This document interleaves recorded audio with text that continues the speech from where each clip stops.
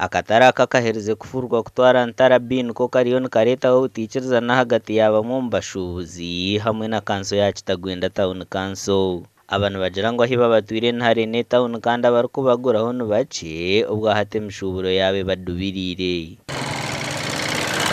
Ekinta kikusinga yo kunshasha no kwiza town council kasharamu ekangambera ngo nshashure Yozefu ntandike kombeka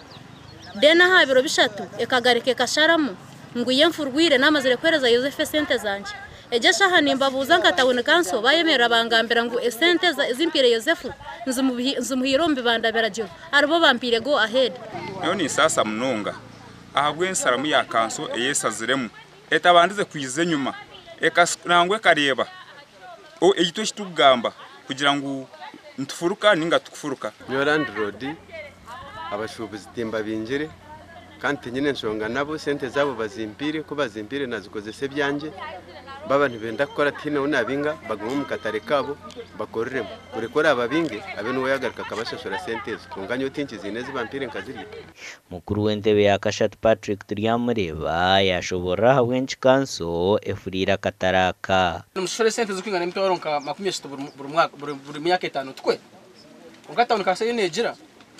ngo mimi twari 15 yonga kiri kumasa ngo kimwe cyaka bishenze cyakora ki cyargaho nka abebembezi kandi boss technical na political wing tushitamire twareba ngo kimwabizo bikwasa kuretera kataraka katatandikaje ni abantu abo batakwenda karungi abo kwenda kutanduka uko business ubuguzana business nizo zumwe nyanya kandi abo kwasa kukwatiruke bakasto bakabura kwijo mu kataraka nuba mu mbashubuzi bari mu kwetomba itero kufurira kataraka har habashemerirwemo buri mwaka 20 futi mushanju zihereze mitwaro mukaga buri mwaka ahindi ugambira mu katare tuyetine bemedara iri ku 15 akatare kwizire kasa twayebuza hati government yo kujya kutuyagira neza kutuyagira mu itaka ry'abantu kubasa kutwombekera tibeturumu tibentu pangisa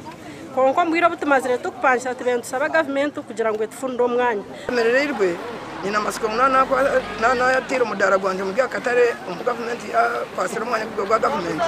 tino ndije tari government yarabase kuniyaho iyo government kwerekera ngo tekenda mutuma iyo musero yitu tubere tayina sente zo kutashya cyo nkata kataruka twirahi ntujya kweyongera gukora imirimo nke yo kurima imboga.